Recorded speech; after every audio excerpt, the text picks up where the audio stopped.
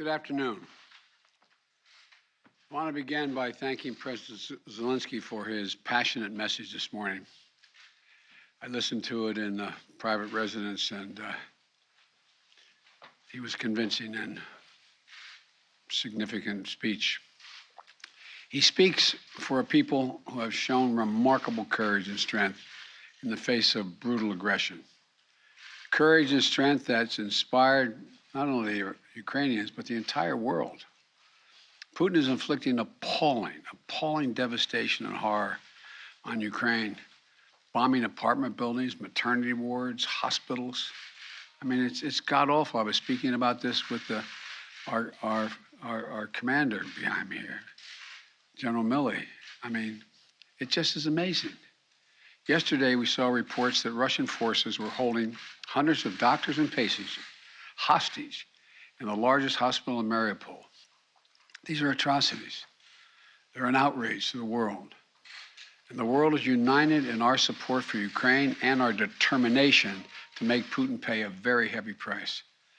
America is leading this effort, together with our allies and partners, providing enormous levels of security and humanitarian assistance that we're adding to today, and we're going to continue to do more in the days and weeks ahead. We're crippling Putin's economy with punishing sanctions that's going to only grow more painful over time, with the entire NATO and EU behind us and many other countries. What's at stake here are the principles that the United States and the United Nations and across the world stand for. It's about freedom. It's about the right of people to determine their own future. It's about making sure Ukraine will never be a victory for Putin, no matter what advances he makes on the battlefield. The American people are answering President Zelensky's call for more help, more weapons for Ukraine to defend itself, more tools to fight Russian aggression. And that's what we're doing. In fact, we started our assistance to Ukraine before this war began, as they started to do exercises along the Ukrainian border, the Russians, starting in March of last year. We took the threat of Putin invading very seriously, and we acted on it.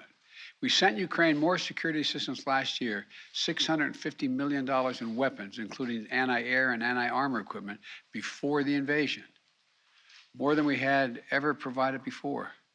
So when the invasion began, they already had in their hands the kinds of weapons they needed to counter Russian advances. And once the war started, we immediately rushed $350 million in additional aid to further address their needs.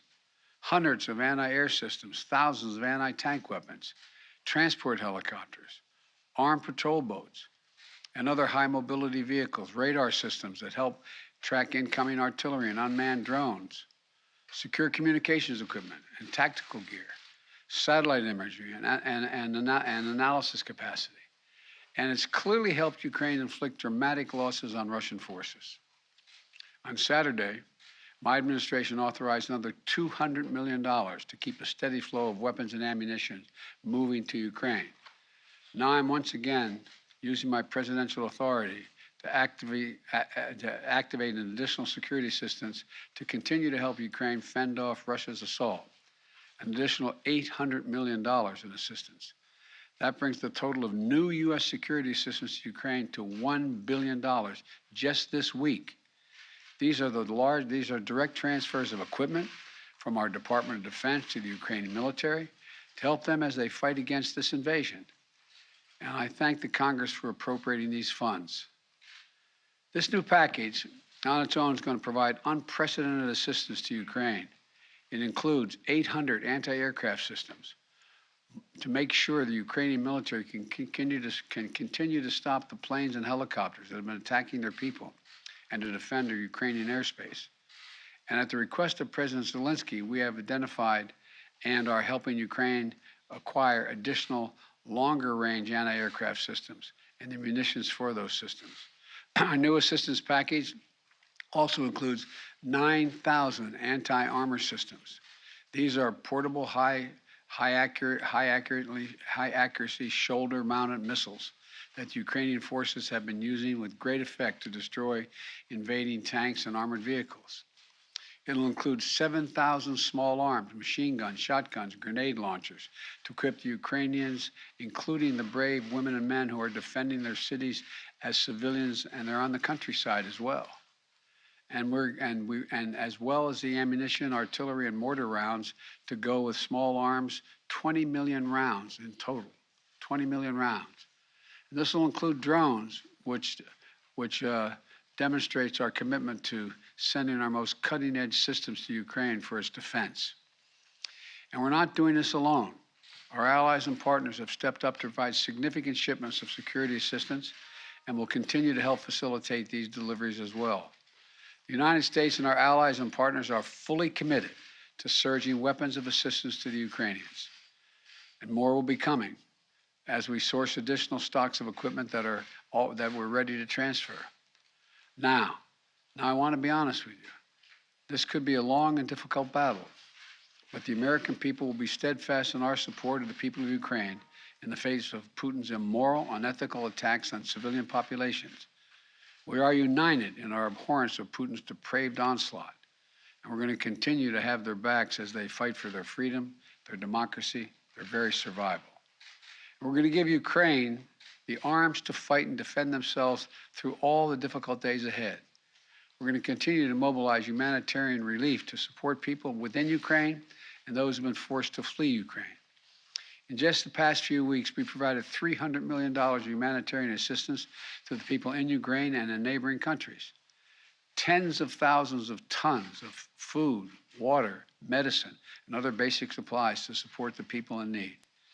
Our experts on the ground in Poland and Moldova and other neighboring countries are there to make real-time assessments of the rapidly evolving crisis to get urgently needed humanitarian supplies to the people in need when they need it.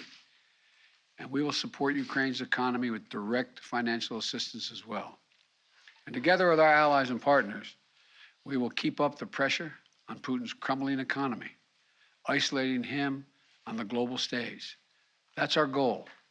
Make Putin pay the price, weaken his position, while strengthening the hand of the Ukrainians on the battlefield and at the negotiating table. Together with our allies and partners, we're going to stay the course, and we'll do everything we can to push for and end this tragic, unnecessary war. This is a struggle that pits the appetites of an autocrat against humankind's desire to be free. And let there be no doubt, no uncertainty, no question. America stands with the forces of freedom. We always have and we always will. I want to thank you all and God bless you. And I'm going to walk over and sign this bill to allow the drawdown of those materials. And may God protect the young Ukrainians who are out there defending their country.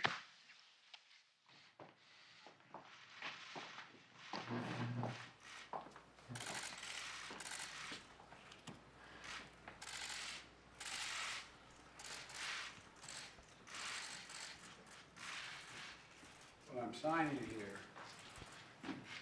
is the delegation authority under Section 506A1 of the Foreign Assistance Act of 1961, translated into plain English, a total of $800 million in defense articles.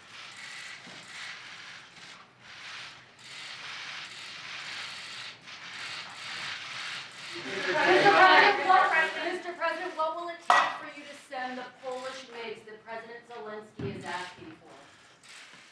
I'm not going to comment on that right now. I'm not going to comment anything other than what I've told you to say. Thank you. Well, Mr. President, He's a war criminal, sir. Mr. President, are you going to go to Poland? Mr. President, quickly, you did just say that Putin is going after maternity wards, hospitals. Are you ready to call him a war criminal?